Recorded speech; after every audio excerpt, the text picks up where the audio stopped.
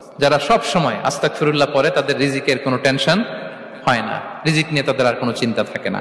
আল্লাহ নবী নূহ আলাইহিস সালাম যিনি ওনার জাতিগোষ্ঠীকে বলেছিলেন ফাকুলতু আস্তাগফিরু রাব্বাকুম ইন্নাহু কানা গাফফারা, তোমরা বেশি বেশি ইস্তেগফার পড়ো, তিনি ক্ষমাশীল।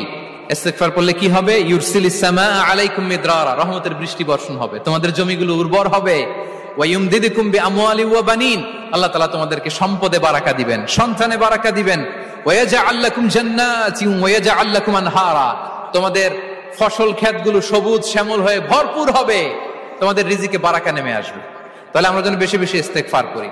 বিষ্ণু ঈসা ইসলাম বলেছেন মান লাযামাল ইস্তিগফার জাআলাল্লাহু লাকুম মিন কুল্লি দিকিন মাখরাজা ওয়া মিন কুল্লি হাম্মিন ফারাজা ওয়া ইয়ারযুকহু মিন হাইসু লা ইয়াহতাসিব, যে সব সময় ইস্তেগফার পড়ে তার কোনো টেনশন থাকে না, তার জীবনে দুশ্চিন্তা আসে না, আর এমন জায়গা থেকে আল্লাহ রিজিকের বন্দোবস্ত করে যেটা সে কল্পনাও করে নাই।